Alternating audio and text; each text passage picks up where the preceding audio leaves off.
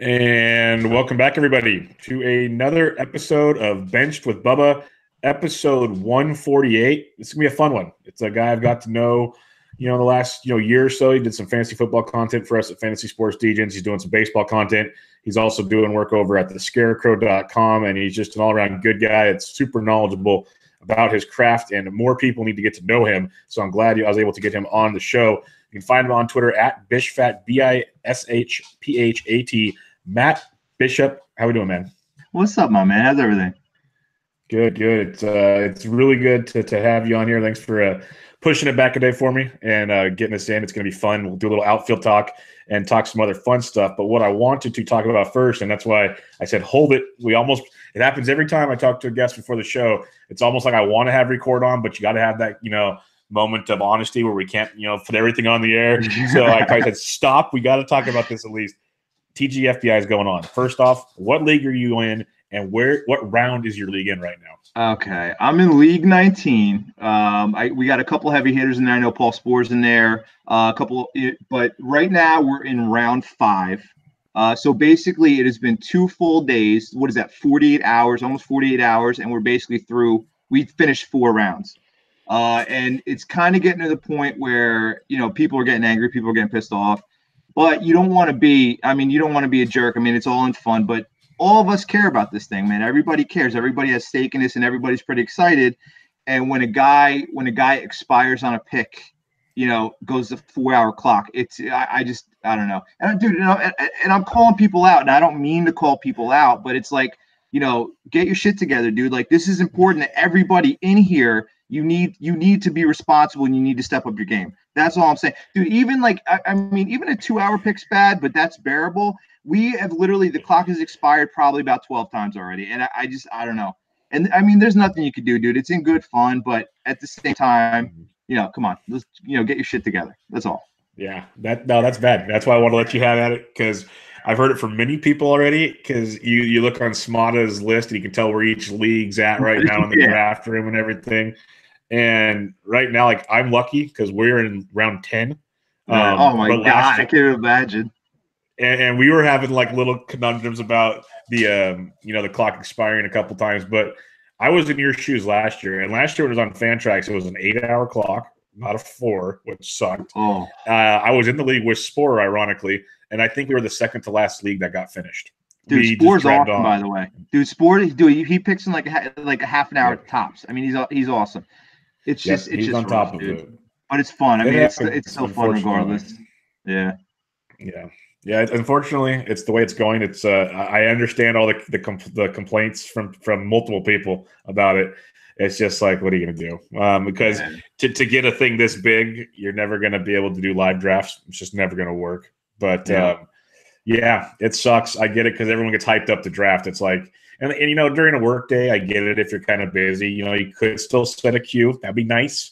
But I get it. It was like on Sunday when you knew the draft was starting and we're like 3 picks in.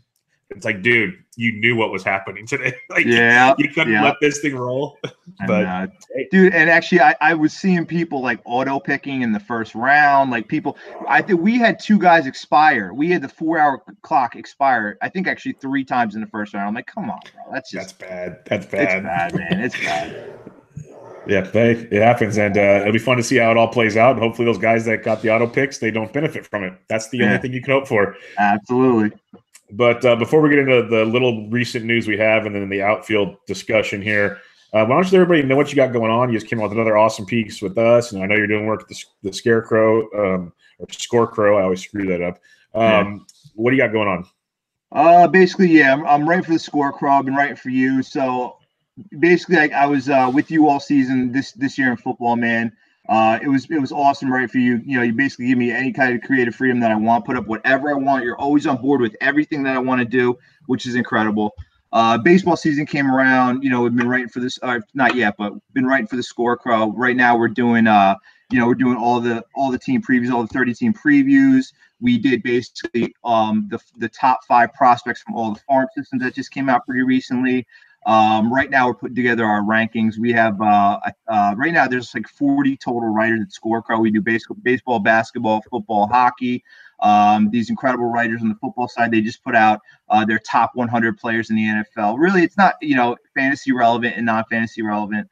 So, I mean, they're killing it over there right now. We got a ton of content right now coming out. We got a lot of good writers, a lot of good, baseball guys that are passionate like you and I, and it's just been incredible. So, and I'm continuing to contribute at your site, dude. I love your site, man. You put out so much good content. And like I've been telling you, man, I started with you in football. I had no idea about your background in baseball. I had no clue. And listening to your DFS podcast for football, I'm like, this dude is incredible. And then on top of that, then I find out that you like baseball and you're more into baseball. And I was, dude, it's a done deal right there for me. You know what I mean? And I literally listen to everything. I listen to everything. I listen to every podcast. And like, honestly, you're one of the best I've come across. I'm not even just saying that because I write for you. I truly appreciate it. I grind my ass off for this, and I do it for because I love doing it. But I appreciate the compliments, and just wait. Since now that you're on board and you saw football, wait till I do my Monday through Friday MLB DFS show. That's so much fun every freaking morning. So I love that, man. I'm a dead man come weekend time, but I love me some baseball. So let's talk some baseball. I've had multiple podcasts where I have no recent news to talk about, because that is what we have this time of year, unfortunately. But we have a minor wrinkle in things. We have Marwin Gonzalez signing with the Minnesota Twins. I'm always a big Marwin Gonzalez fan just because of his multi-position eligibility.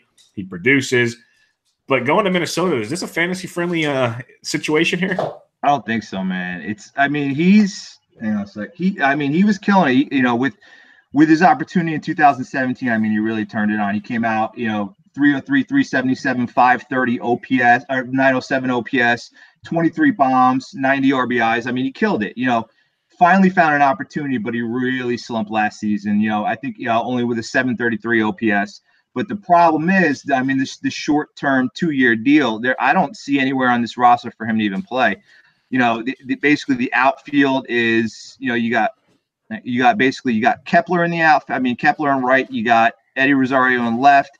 First base is taken by CJ Cron. I just don't see a path to consistent playing time for him here. And in my opinion, these guys at Twins, they made pretty substantial offseason signings here. And that can't go underrated. Even Johnson Scope, a guy who's 2 years removed from a 30 home run season, you can't count him out. Byron Buxton's one of those guys that it took him forever to get going, but when he does, he's elite. I mean, especially with those stolen bases. But I'm just not seeing a consistent path to playing time here for him. That's just my opinion. Yeah, no, and that's the big concern I have. And it's weird because, like you said, they made some nice strides in putting a really competitive team out there, a team that I think can compete with an Indians team that might be taking some steps back this year. And from a fantasy point, there's Polanco, there's Cron, there's Rosario. Nelly's going to be the DH. You ain't touching him. Kepler, Scopes, Sano, Buxton's not going to be taken off the field unless he can't hit, which is always an option. But it's just a weird situation with these guys because I guess the way Walter Rocco does it, Marwin's not going to be like we already know he's a super utility. He's going to make like the ultimate super utility play here. We literally could see Marwin Gonzalez play 5 or 6 different positions a week. It could be like one day you're going to give Miguel Sano a day off. Then you're going to get Jonathan Scope a day off. Hey, there's even though Max Kepler's better versus lefties than righties, maybe there's this maybe Chris Sale's on the mound and we want to switch it to Marwin Gonzalez instead of Max Kepler. Stuff like that. Yeah. We're going to see some really weird scenarios because I don't want to see Cron lose playing time. I don't want to see the outfielders lose playing time. But someone is because they paid him obviously to do it. So it's really interesting to see how this works. Does his signing make you any less likely to touch any of those guys we mentioned in the starting lineup for the Twins? No, not really. I mean, I'm a little bit hesitant to draft him in really any leagues other than like a deep flyer, But yeah. I don't know. Some of these guys, I mean, Kepler's on the up and up. I mean, obviously, his walk rate skyrocketed, his strikeout rate went down last year. I don't know. The only guy that I could really see him slotting in, maybe CJ Cron at first, because I think they signed him to a pretty short-term deal. But other than that, I mean, Jorge Polanco, he's the only other guy that I can see. But I mean, even he's pretty solidified at short, so it's tough. Yep. But I mean, the Twins have a pretty decent roster. I mean, they could definitely turn some heads and surprise some people this year, No doubt about it. A couple other just for fun ones I didn't put on the list, and I was just thinking about we could talk about, but we don't go deep into it all. Like Aaron Hicks got his big extension a couple days ago. I guess a question with Hicks was always consistent playing time with a couple extra outfielders they had there. There's really no reason not to play him, but he'd either get hurt or something would happen. The kid's a monster. The fact he signed this deal is what I want to ask. Do you feel more confident in trying to draft a guy like Hicks this year? Oh, without a doubt, man. I am taking Aaron Hicks everywhere that I can get him. I think that he is basically on the verge of a breakout. I mean, he showed it last year, basically going in the summer. June into July, 946 OPS, 12 home runs, 153 WRC plus. I mean, the guy, he was just on fire. And then, I mean, he slumped pretty hard after that. August to September, I think he was 807 OPS, and he really kind of hit a wall. But he's the type of guy, man. He's got a huge walk rate. He walks a ton. I think his walk rate. Actually, hold on a sec. But I think he was like one of the league leaders. I can't even recall what it was, but I mean, he's due for a power surge. I just think he makes really good contact, and he's just one of those guys that gets on base a ton. He's an on base machine, and I just think that in that lineup, you can literally put anybody in that lineup, and I mean, they're just going to rake. So yeah, I mean, I'm taking Aaron Hicks everywhere I can get him. I'm not concerned about the playing time. They're gonna find ways to get his bat in the lineup every day, and I'm not concerned whatsoever. And I think right now he's going, I think 125, ADP. For me, that's one of the best values in the draft this year. And I'm literally going to have every share that I can get of him. Yeah, there's a lot to like about Aaron Hicks for sure.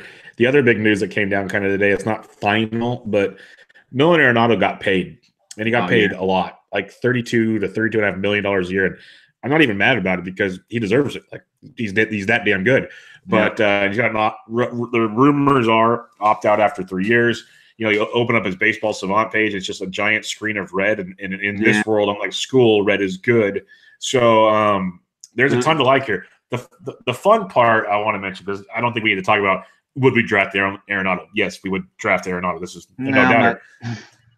Let's have some fun with this kind of in a non-fantasy perspective. If Aaron, we just saw Machado get $30 million a year. Arenado's got 32.5. How much is Scott Boras and Bryce Harper about to get now? Oh my God! Just for fun. Just I was hearing what? I was hearing 10 years, $330 million to the Phillies. I don't know. And I'm sorry, man. Bryce Harper, that 2015 season he had. He's been chasing that forever. He's an incredible player, but in my opinion, man, I would give more money to Arenado easy, because he's been just Johnny consistent throughout his entire career, man. You can't touch his numbers, and especially in Coors Field, you take him out of there. I mean, yeah, he's gonna tail off a little bit, but not that much, He's just, I mean, for my money, I would rather give him the bigger contract than Harper, but he's gonna get paid though. I mean, Harper's probably, now I'm hearing he's looking for a short-term deal. It's hard to keep track of this. But I mean, I think he's probably going to go for like three. He'll probably get that 10-year, $330 million. Harper will, when he does decide to sign, if he doesn't do a short-term deal, Yeah, no, he's going to get paid. I'm just curious because no one had to be happier than Scott Boras today about seeing Nolan Arenado get that extension. And then the other fun one we don't have to debate about is, Chris Bryant's going to become a free agent here pretty soon, and if he bounces back, he's going to get a boatload of cash. Yeah, so, he is, dude. That's going to be fun. All right, let's talk some outfielders. Fantasy baseball outfielders. We're going to use roughly NFBC ADP from February 1st, 26 through 50. But I wanted to mention a couple guys because I had the Welsh on 5 or 6 episodes ago. We started the outfield debate, and we did like 1 through 25. Well, that was the January ADP. Now we're into February, almost a full month. And there's a handful of guys. David Dahl, Puig, Ozuna, Haniger, and Rosario have all jumped to the top 25. So we don't have to go super crazy on these, but I didn't want to just skip over in between 2 podcasts. They're very kind of flashy names. Obviously, that's why they've risen up the ADP ladder. Let's start with David Dahl. This guy, you get the Coors Field treatment. We saw what he did when he was healthy. Keyword, when he was healthy. Do you think this hype train is well worth it? Because it's really weird. In the expert stuff I've seen, he kind of falls a bit. But overall, he's still going quite high. When you look at his numbers, he's going the 20th outfielder off the board, about pick 72 right now. So what's your thoughts on David Dahl? I'm sorry, man. I can't pay that price. 271 plate appearances last season. I mean, it took him a little while to get going. I think from April on, he only had like a 793 OPS with a 4% walk rate and a 29% strikeout rate.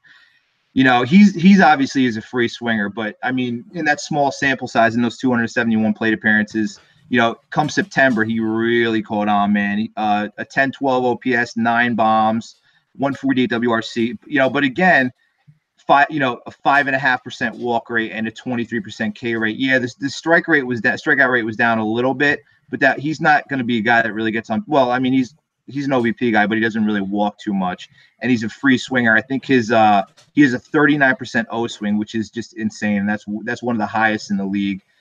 I get it, man. The power speed combo, it's real with this guy. I get it. He's for real. This guy can get you 25, 30 bags a season, hit you 20, 25 bombs easy, but he's going to strike out a ton. I mean, that's going to come with the sacrifice of average, and I just can't, for such a small sample size for a guy that's not proven and not touted yet. I can't take him at 72 overall, whatever it is. It's just a little bit too high for me, and I'm going to pass on him. Yeah, that's the tough part is, Tommy Pham's going 9 picks earlier, and I'd be all aboard that train. Yep. And there's going to be pitching in that realm and other things to look at. So it's tough. I love the profile. I've been wanting him to break out for a while. But, man, did he get the Coors Field bump in ADP in a big, big way. He's one of the guys I've been making a list throughout draft season of guys that I really am scared to not own, but I don't want to own. And David Dahl's one of them because he can easily be a game changer. He's like a Javi Baez or one of these other guys, but I'm just not paying the price. Yeah. And real quick, if I could say something real quick, you just mentioned Tommy Pham. And I know he's not the next 25, but he's another one of my guys, man. When he went over to the Rays, 1071 OPS, 7 home runs, 35 runs, 22 RBIs, 191 WRC plus, and a 447 WOB. This guy was literally. And that's the kind of performance that you need to pay attention to because that's literally all planet right there. And I mean, when he, when he went from the Cards to the Rays, I mean, I know he went on record about talking about the Rays fan base. And now they don't have any, but he was absolutely raking. And I think it was one of those things that, obviously he's pissed off at the Cardinals that they kept him down in the minors way too long, basically just spewing down there. And I think that's another redemption narrative right there, and that cannot be ignored and that cannot be avoided. So he's another guy that I'm just going to have everywhere. Yeah, I absolutely love Tommy Pham. I was all over him last year. I've had him queued up in every draft so far this year, and he gets taken right before me almost every time. He's a great player. I had no problem with Tommy Pham whatsoever. Right behind David Dahl, 21st outfielder off the board, about pick 74. You have Yasiel Puig, a guy that we've known is talented. He's also a super nutcase, but now he's got a new environment. There's a lot to like this year with Yasiel Puig. What are you thinking on Puig? Because he's really moved up the ladder. He's gone as low as 95, and now he's up to the 74 slot.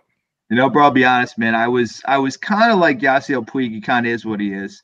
And then, before we got on here, I started looking at him a little bit more, and he's not batting average wise. He hasn't hit 267 since 2013 and 2014. So he's not really going to help you too much in the average department. Last season, 820 OPS, 23 bombs, 60 runs, 63 RBIs, and he chipped in 15 steals, which is pretty impressive. And on top of that, I mean, he's obviously going to, a better offensive environment. He's going to a better hitter's park. 38.4% hard contact rate was the highest mark of his career, and that was by a long way.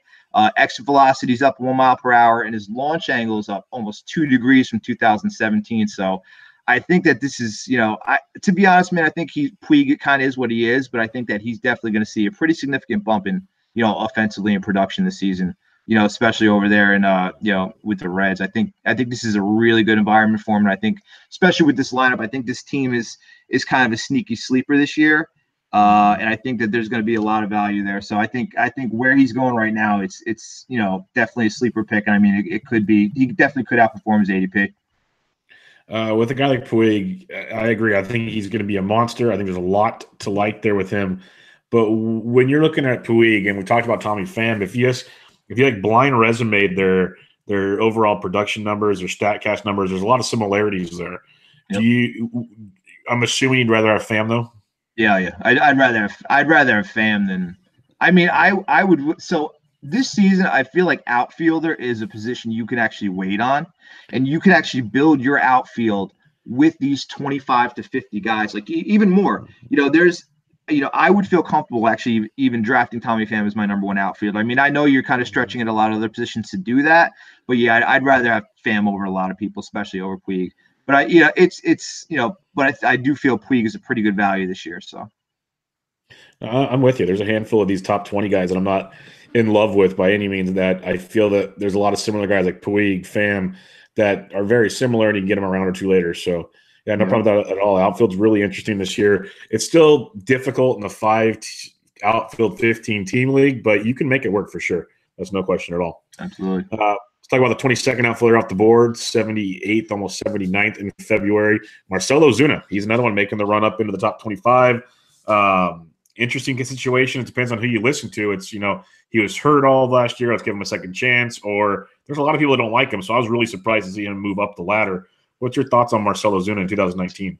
Well, I think he's kind of, I think with that big contract he got, he was pressing a little bit last season.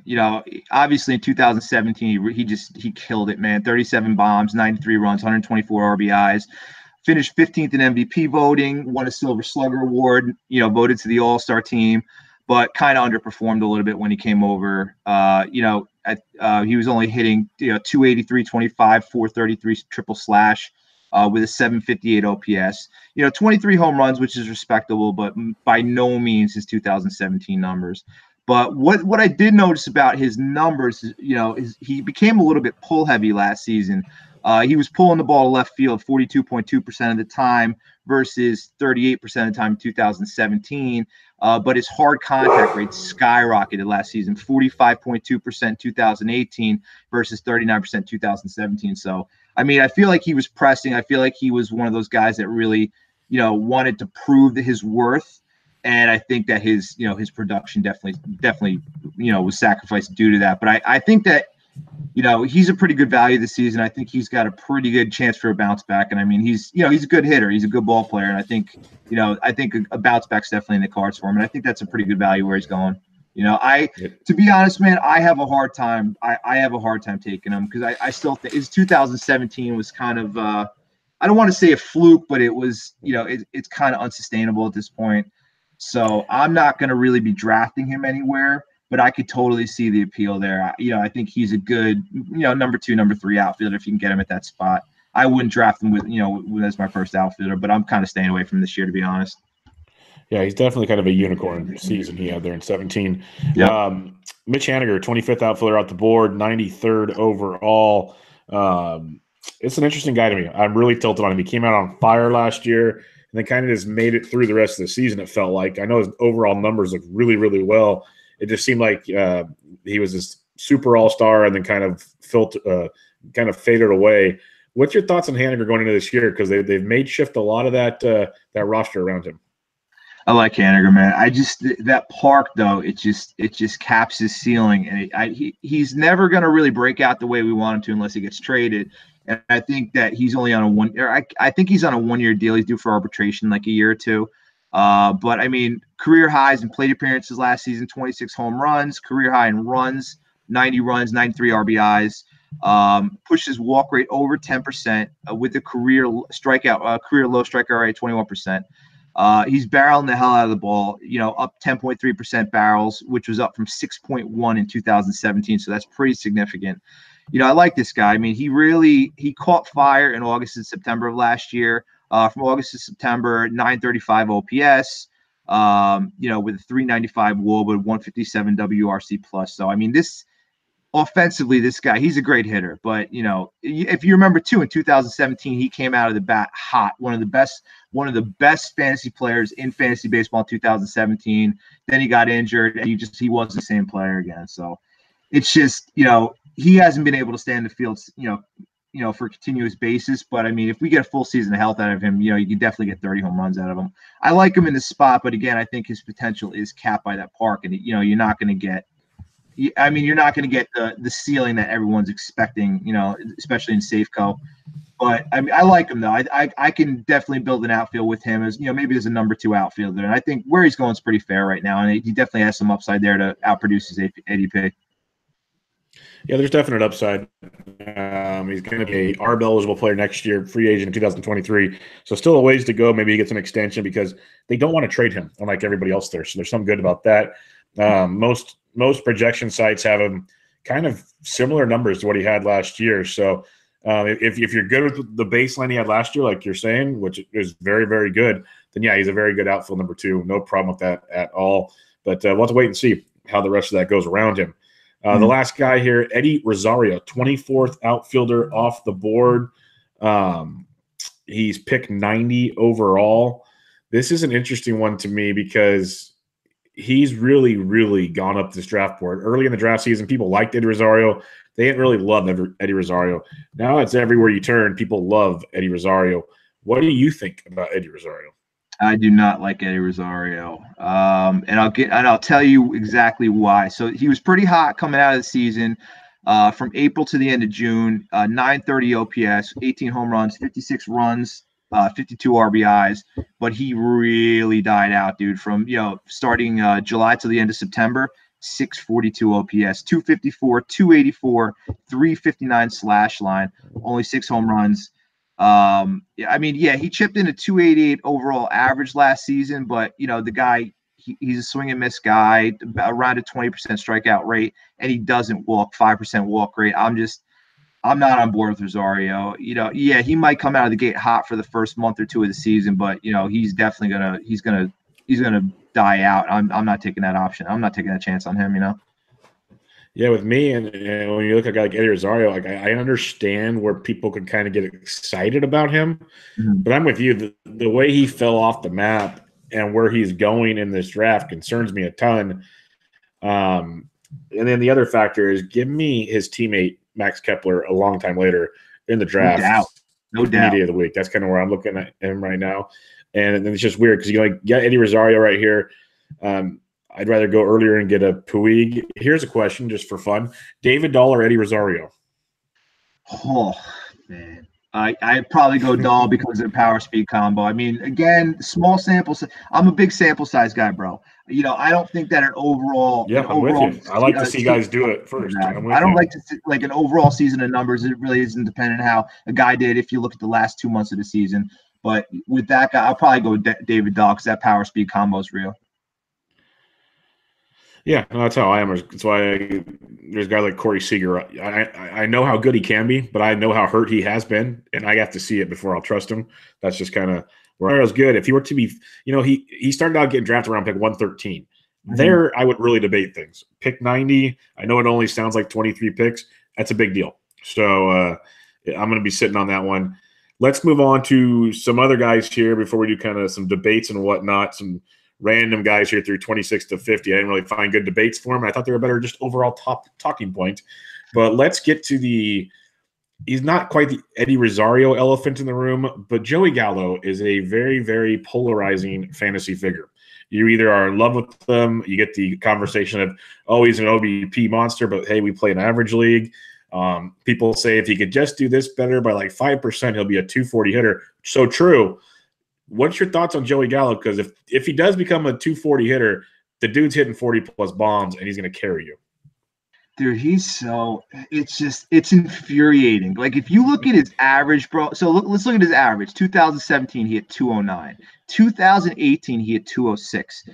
2017 with a 14% walk rate and a 12% walk rate in 2018. Like, that's, I'm never going to be a guy. I know, dude, he's going to hit you 40. He's going to hit you 45 home runs. I get it. He's a home run machine. But I can't take that in lieu of a 200 average, man. He's just going to drain your average all season. It's almost like the Rich Hill conundrum. When he's healthy, he's good. But, I'm not saying Joey Gallo's not, but he's frustrating. He's a frustrating guy to own. And, everybody says if he can hit 250, he's going to be a monster. But he's never even shown anything relatively close to hitting 250. So how can you just say that and assume, for my money, I'm going to pass on Gallo every time. I'm not going to have him anywhere. Yeah, it's really difficult. Like, I want to have Joey Gallo. I want to have a guy that hits 40 home runs. But I'm like you. I don't want to take that average. Like, average, you can't predict average compared to – you can't project that. You can project other guys. But at the same time, I can project Joey Gallo likely. The projection site, Steamer 225, depth charts 225, ATC 216, the bat 226. Is that jump enough? Probably not. That's the bad part. Like, it's funny. Look at his Baseball Savant page. He's a 22% barrel guy, a 93% exit velo. He's hitting the ball at a hard contact rate of 48% last year and 52% the year before. But he also strikes out 37% of the time. Yeah. So it's just like it's crazy, bro. I want to buy in. I really do. And at pick 1 and 10, it's very tempting, but I haven't found myself doing it. I go take guys like Michael Conforto 4 picks before him and stuff. But yeah, it's tough. And let me say something too. Like I'm looking at his numbers here versus the projection. Okay, so 204 in 2015, 2017, 209, 206 in 2018. Every projection system has him hitting. The lowest is 216, and the next is 223. Like where you got, I just that's a tough one for me to stomach, and I just don't see it. I mean, if he hits 226, yeah, he's going to push the needle for me a little bit, but I don't see it happening because he has no track record of doing that. So. Yep, he's just the modern day Adam Dunn. So that's who we have. Yeah, exactly. Another fun one. That's a good comp. I like that. He's big donkey. A guy that if you know the opposite of Joey Gallo. I guess Joey Gallo is consistent in the grand scheme of things, but Justin Upton is consistent in all the right ways. He's going around pick 99, 100 right now. He's really not as old as people think he is. They think he's a lot older than he is, but I think he's around like 30 years old right now. And he's very, very good. What's your thoughts on Justin Upton? Because he's not flashy by any means, but okay, he'll be 32 in August. Not flashy by any means, but the dude just consistently gets you close or more than 30 homers with a solid average and good run production. Yeah, I mean, he's been healthy, man. 3 seasons in a row of 30-plus home runs, 8 seasons of 600-plus plate appearances, 145-plus games in those 8 seasons. I mean, the guy stays on the field. You know, he's got longevity. You know, he's not going to wow you with the average, but, you know, the 30-plus bombs 3 seasons in a row. That, you know, last season, 30 home runs, 80 runs batted in, or 80 runs, 85 runs batted in. I mean, he's a pretty solid contributor. I mean, he's going to help you out in, you know, in at least 3 categories, possibly 4 if you can get that average up a little bit. But, you know, he's kind of a guy he's another guy I have a hard time drafting, you know, not for, you know, I don't know. He's a guy that, you know, I just don't see myself taking. He's, you know, that 30 play, he's pretty consistent. He's been pretty solid, but I just don't see him at that ADP. And I'm not really ready to put him in my outfield, to be honest, you know. Would you take him or Nick Castellanos? Nick Castellanos. I'm a Nick Castellanos truther, my friend. He is going to break out this season in a big way. I will take Nick Castellanos over many people. Okay. What about Justin Upton or Victor Robles? Oh, that's tough for me, man. Because, you know, Robles, every, you know, huge prospect pedigree. This dude is going to be a stud. But everyone is forgetting that it takes a little bit to get acclimated to major league pitching. So I think everyone's ready to anoint him a saint already, but I think we need to give him a little bit of time. Obviously, in a redraft league, in a keeper league, I'm going Robles all day. You know, in just a standard draft league, I'm probably going to go Upton. You know, yeah. So I mean, Robles is going to be a stud for a long time, but I just think he might struggle a little bit. You know, for sure. Last kind of guy I'd like to talk about in this area because he is very polarizing, and a lot of it depends on if the White Sox want to pull their head out of their ass or not. But it's Eloy Jimenez. This guy can hit a ball a mile, absolute mile. And he actually hits with some decent average at times. Not Vlad Guerrero Jr. style, but this is the next best thing. If you didn't know who Vlad was, we know who Eloy was. He's going about pick 125, 35th outfielder off the board. Do you have any desire to roll the dice on Eloy Jimenez? Yeah, he's one I'd probably be willing to take. I mean, he's another guy that, you know, he might struggle a little bit when he first comes up. But, I mean, this dude, he hit 355 last season in AAA, man. You know, 228 plate appearances. You know, he doesn't strike, and, you know, his minor league numbers indicate he doesn't really even strike out that much. 13% K rate last season. I mean, this guy is an absolute monster. I mean, he's going to be a perennial 40 home run plus guy. You know, I'm willing to take the chance on this guy and roll the dice because I think that he's just going to be a monster for years and years to come. Yeah, this guy is really, really good. I know I was on doing one of my shows towards the end of last year when there's rumors he might be coming up, and I had multiple guys that play in the NFBC, TGFBI at the time saying basically whatever you have left, throw it on him if he gets involved. Like that's just because he is that good. Like a full season in that hitter's ballpark. He's going to be a monster. And, you know, the projection sites have him between 21 and 25 homers. I think he's got more than that in him, but I'd still gladly take that at that point in the draft. The sneaky good thing about him, like I kind of hinted at, was he could hit for average. And all the projection sites come out to that. So he's not just this big, bulky guy that's going to drop 25 to 30 bombs to hit 250. He's going to help you in so many categories. The only thing he doesn't do, he doesn't steal bases. He's not going to steal bases. But everything else there, getting mentored by guys like Jose Abreu and others, like I don't know what they're waiting for besides I understand saving money. I get all that. But goddamn, just bring him up. Let him get his feet wet and make it happen. Hopefully it's just like Vlad. It's 2 weeks or whatever into the season, and we go from there. But he's a beast. He's a beast. If I could say something real quick. So if you remember, last year when the White Sox brought up Michael Kopech, it was electric. It was absolutely electric in that stadium. Can you even imagine if they would have brought Eloy up with him? Yep. Like these guys need to just let these guys run free. Just let them roam, man. Because I get the service time thing, but I mean this system is flawed and it needs to stop. These guys need these guys are. I don't know. They just need to let him go. Just bring him up early because I mean he's just going to be a monster. I see a lot of Frank Thomas in his profile. I mean, obviously we can't really go that far yet, but I could see that a lot. Like a poor man's Frank Thomas in his profile. He's definitely got the appeal there. Yeah, I can see that for sure. It's not bad at all. Let's get into some player debates here, and I think I already know the answer to the first one, but I tried to match up somewhat similar profiles fantasy-wise in this 26 to 50 range, and it wasn't as easy as it was in the first 25 guys. I'll tell you that much. They almost fell in line earlier. This was a little different, but based on what you said earlier, Nick Castellanos versus Will Myers. First off, before I get your answer, I want to mention Nick Castellanos, 98th off the board. Will Myers, 104. Give me your take. I'm a big Castellanos guy. Will Myers I like. Obviously he wasn't healthy last season, but I mean the power speed combo that it's real. I think he had 28 and 20 stolen bases in 16 and 17. He put together I think 600 plus plate appearances in both those seasons. But he doesn't really move the needle for me. You're going to get you could get 20-20 consistently out of him, but if he can stay healthy, I just don't see it. I mean, Castellanos, he's a guy, I just think he's on the cusp right now. I wrote something pretty recently from 2014 to 2017, 762 OPS with a 104 WRC plus 326 WOBA. Last season, 854 OPS. 130 WRC plus with a 363 WOBA. And he's doing that, he's hitting the ball in the air more and he's hitting it harder. So from 2014, 2017, 36% hard contact rate. Last season, 2018, 48% hard contact rate. So this guy's raking.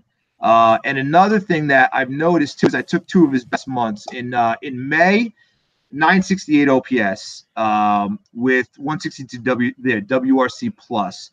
But he was pulling the balls to left field 53% of the time. September, 999 OPS, 413 WOBA, 164 WRC plus, but he was pulling the ball to left field 38% of the time. So to me, that means that he became a more versatile, a more well-rounded hitter. Instead of so much relying on the pull percentage, he was basically spraying it all over the place. And I think that is definitely a clear-cut sign of a breakout. And I think that's somebody that's basically on the up and up. Just in my opinion, that's just what I saw from his batted ball. But I think that he's going to be a monster this year, and I think he's going to be a monster for years to come. Yeah, I'm a big Castellanos fan. I'm not going to argue that 1 second. I believe there's a good chance he could get traded this year. Does that bug you at all? All for it, bro. Yeah, because that's where I was going with that. Is the biggest concern I have, I think, with Castellanos is that wonderful Detroit lineup around him. That would be the biggest concern, but at the same time, it wasn't great last year, especially after the deadline, and he did just fine. Castellanos has always been near and dear to my heart just because this guy, like you said, everything you mentioned, he hits the crap out of the baseball. That's just the basic, simple analysis that you come here for. He hits the crap, he hits it so hard. No doubt. And he's really not even got the best launch angle yet. Like if he starts developing that and buys into the revolution that is the launch angle revolution, I know. Just imagine what could come out of Nick Castellanos. He's going to be 28 years old. And the offense isn't horrific. It's just not great. Like Josh Harrison, Heimer Candelario, Miggy Cabrera, Nico Goodrum. Yeah, they're not lighting things on fire, but he's going to have chances to do things, and I think it's really big.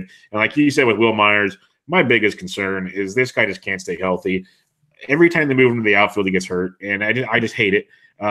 We can say it till we're blue in the face. The Eric Hosmer signing was just dumb. Yeah. And Will Myers should be playing first base right now, and they have so many good outfielders there. But that's a whole other podcast in itself and what the Padres are doing. But yeah, I go Casty too. We all know, like, the Hosmer signing. Everybody knew that was a dumb signing, except the Padres. Like, I don't know, man. You need to talk to some of us before you do this. That's all I'm saying. Yes, for sure. But if I could say something real quick, dude. So this is kind of a strange comp, and I'm not in any way saying that they're the same relative even caliber of player. But Castellanos' batted ball profile reminds me a lot of JD Martinez. And again, I'm not saying they're the same player. No, I could see that. If you look at it, man, the walk rate, the strikeout rate, the hard hit rate, everything is pretty much in line. Obviously it's a little bit different from, Martinez's season last year where he was just all planet. But there's something there. And I mean, if Castellanos keeps developing, that is the type of player that I can see out of him, a very similar to JD Martinez. And not the same caliber, but I could see it happening one day. No, and I could see that too. And if you have to go on the Google machine, but if you Google back to JD Martinez, late Astros, early Tigers days, they look a lot alike too. Yeah, like a lot. It's really when you brought him up, it dawned on me real quick. Like, yeah, you're honest, because JD's gotten a little beefier and it fits into his profile. If Nick could easily do that, or he could keep doing what he's doing and become versatile all over the field. But yeah, the hitting profile is definitely there. That's what I'm saying. And I looked at his launch angle. It's not as bad as I thought it was. It's like 15, 16, give or take. Yeah. But still, a guy that hits the ball as hard as he does with the exit velo that he does, if he just kind of maybe got that a little more like that 17, 18 range, I'm not like they've done the studies. He can go for 23 homers last year, an easy 30 to 35 homer guy, just like that. That's simple. That's the thing too. With 23 bombs, I mean, he's a 30 home run plus guy, and I don't see him holding back this season. So I think it's just going to be a big year for him. For sure. Let's go on to the next one here. Victor Robles, you already mentioned him already, going about pick 99, 100, give or take. Then Michael Conforto, about pick 106. Two very young guys. Question marks on both. Obviously, Conforto started the year too soon last year. Kind of got it going towards the end. Should be fully healthy. Victor Robles got hurt. Juan Soto got the shot. Victor Robles still very good, but young. How do you look at these two come draft day?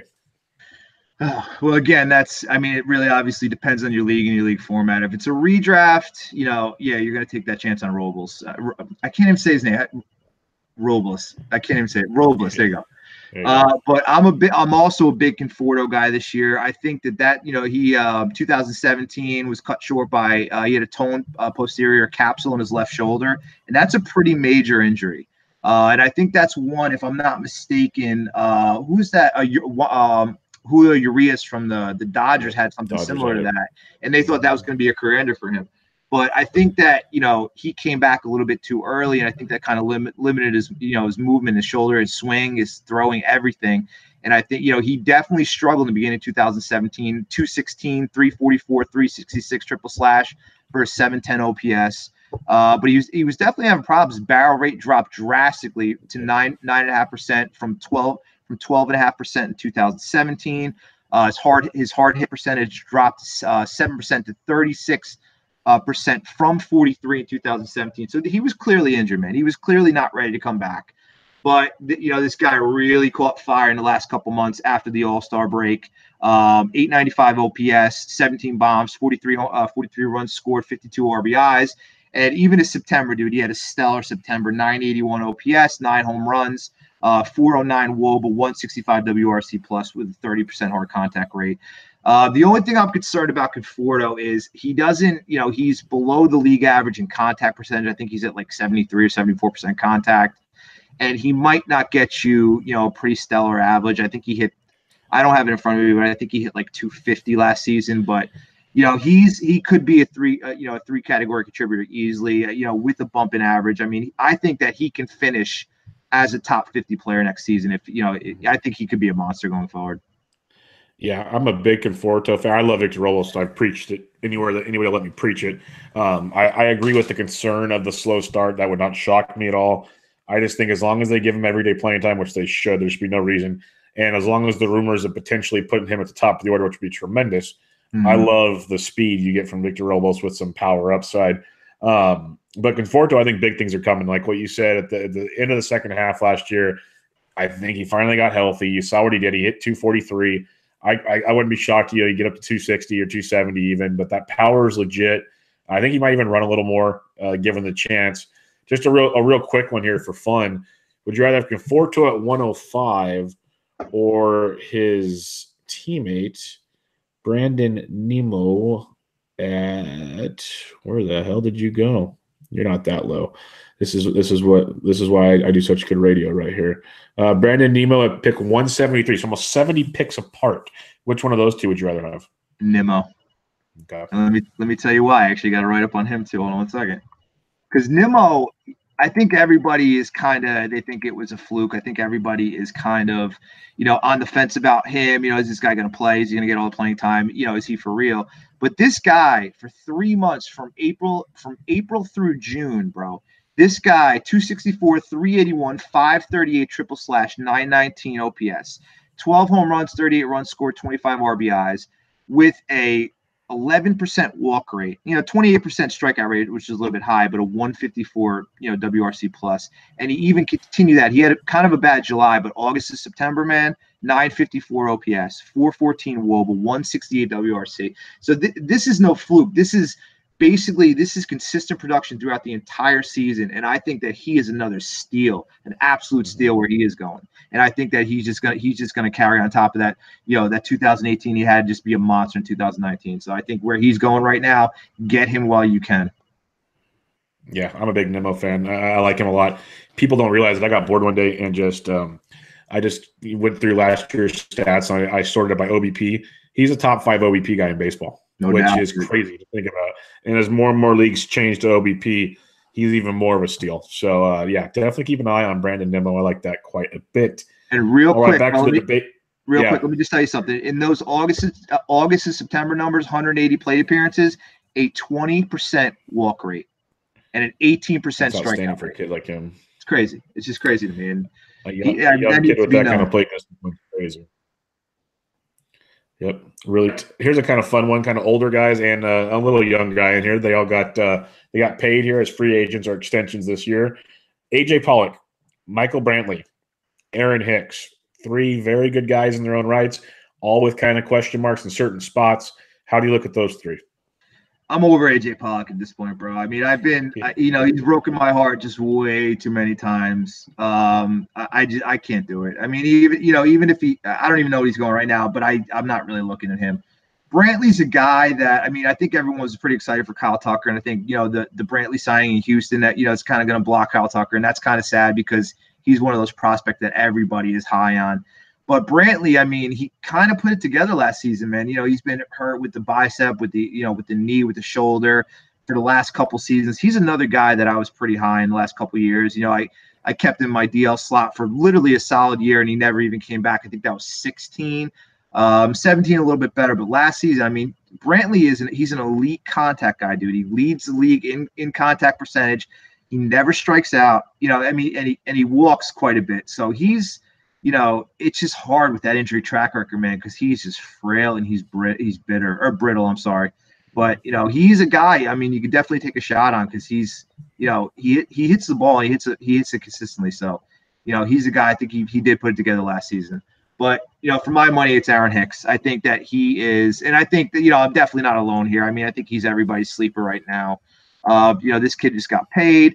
Career highs in plate appearances, home runs last season 27, 90 runs scored, 79 RBIs, all career highs.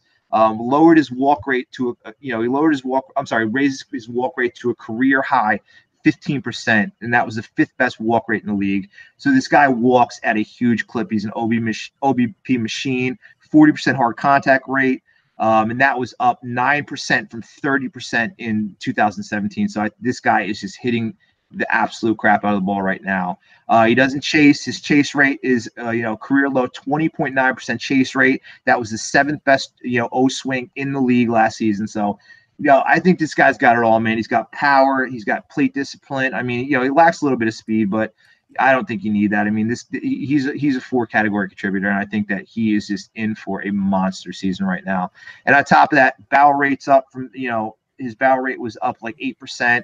Exit velocity, his launch angle were also career highs last season. So I think that he's just prone. he's just prone for a career year right now, and I think I'm taking him everywhere I can get him. I like it. So Hicks, Brantley, then Pollock in that order. Yep. Hicks is going at 126. Eloy Jimenez 125. Who do you pick out of those two? Oof. Damn you.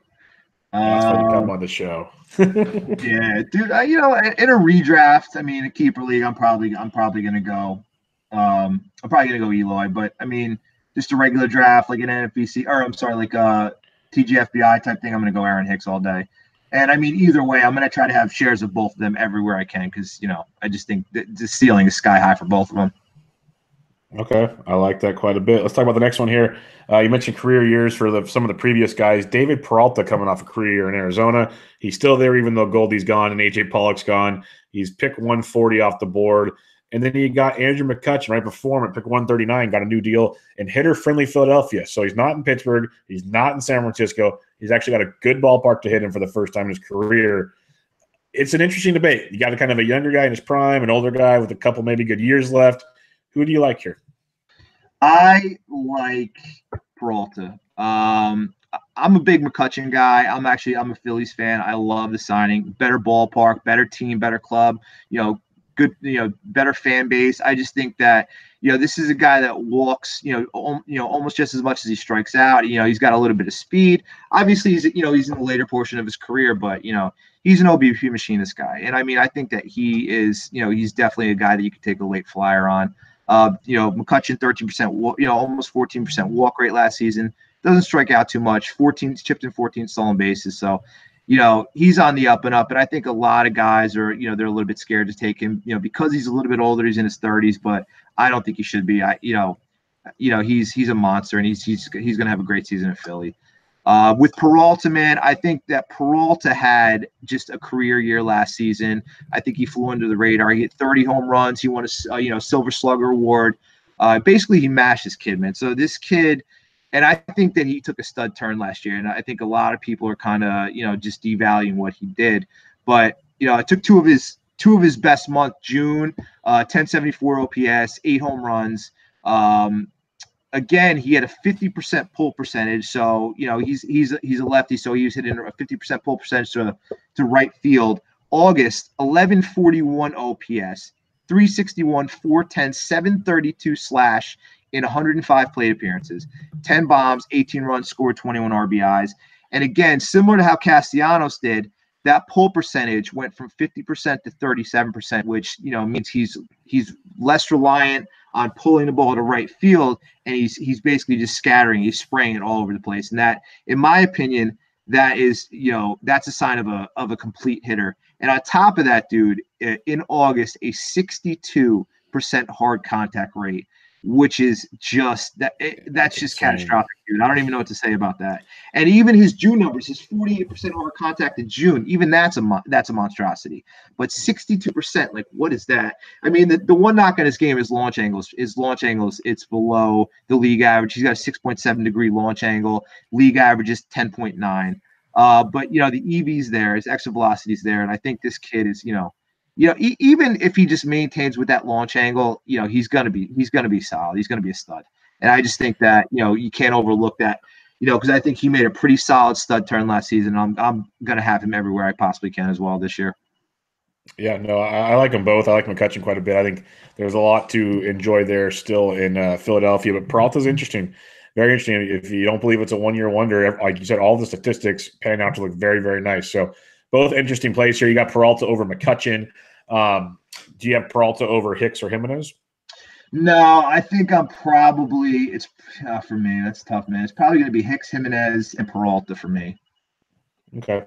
Last debate we got here is kind of two speedy guys. Ender and Ciarte going pick 136. When he led off last year, he ran like crazy. Moving down the order, nothing.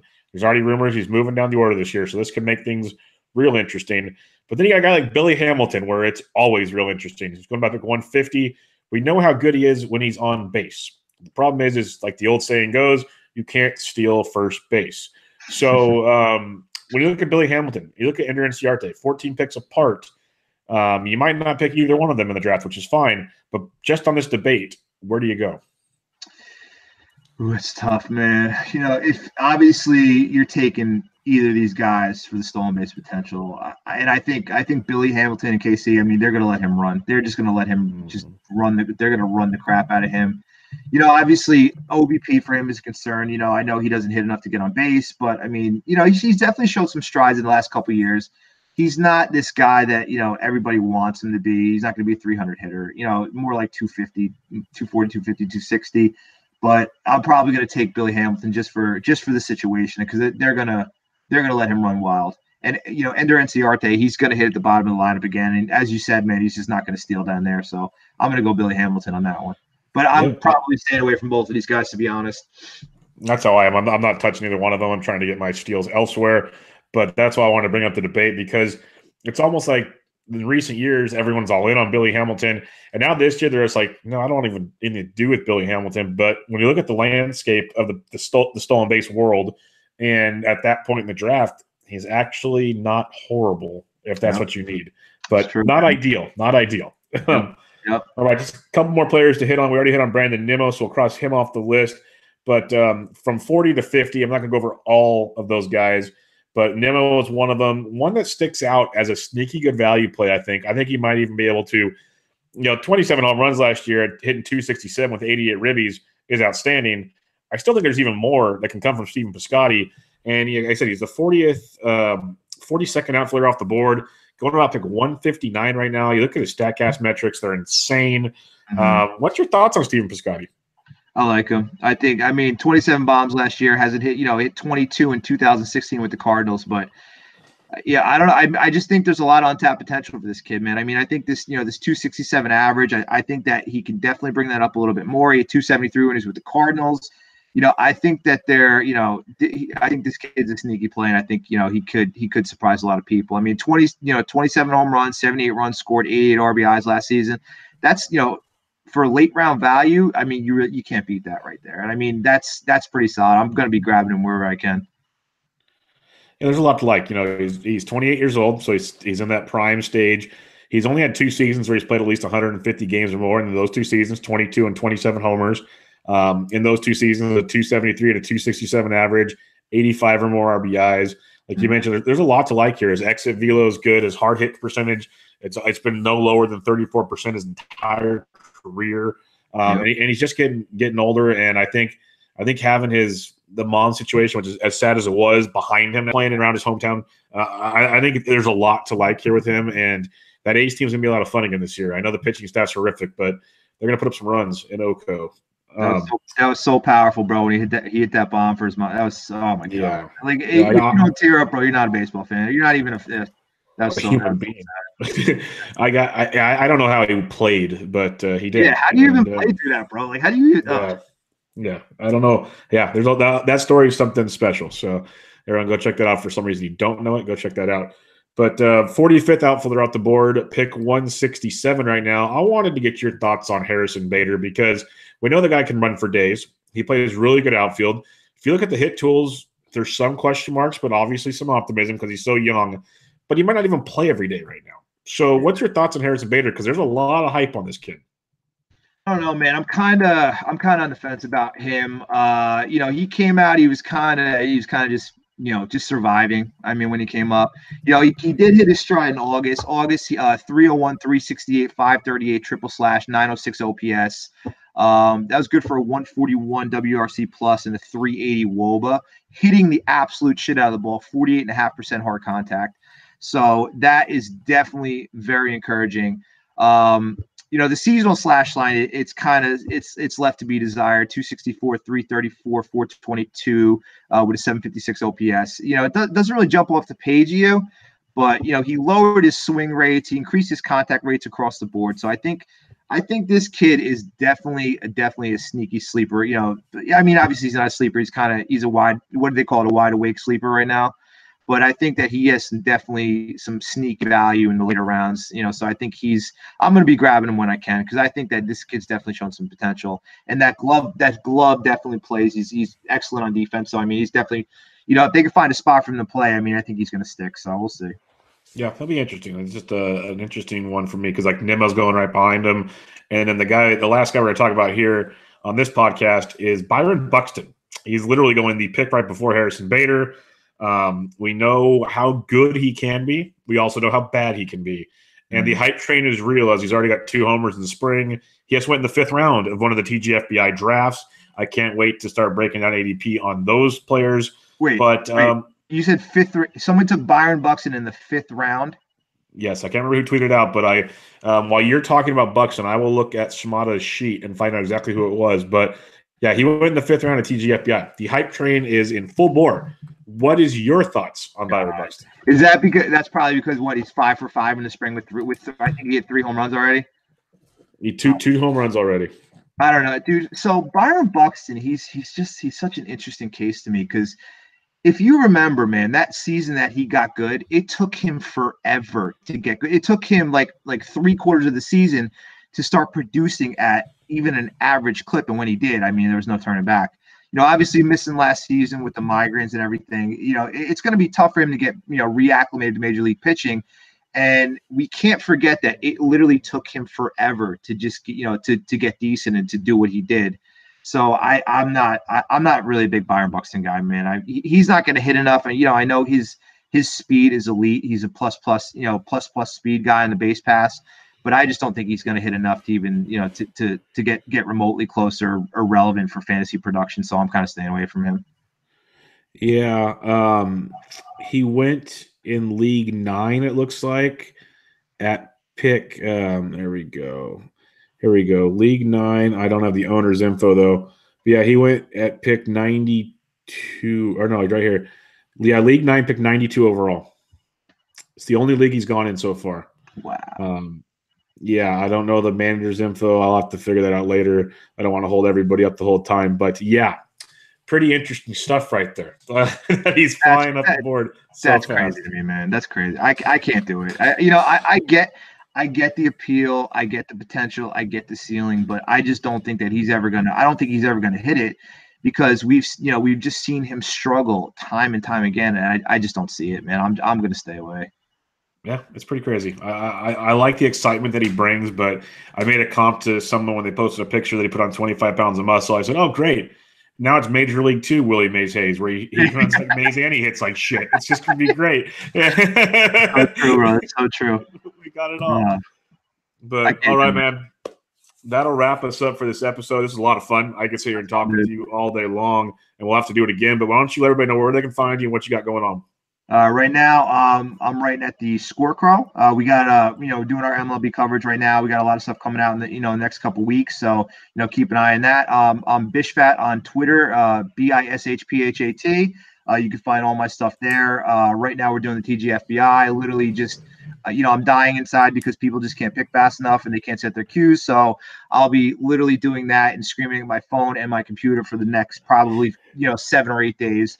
So hopefully we'll get through the next round or two in the next 3 days. So you guys can find me on Twitter. I'm always available. Obviously I appreciate you having me on, brother. This has been amazing and I'm honored to be here. So thanks for having me, bro. No problem. Again, we'll do it again sometime. There's a lot of fun, a lot of knowledgeable info there, and we'll definitely make it happen again. Everybody go check him out on Twitter. Like you said, at Bishpat, BISHPHAT. Really good stuff with Matt Bishop. Everybody, this was Bench with Bubba, episode 148, talking some fantasy baseball outfielders. Thanks for joining us. Catch you guys later.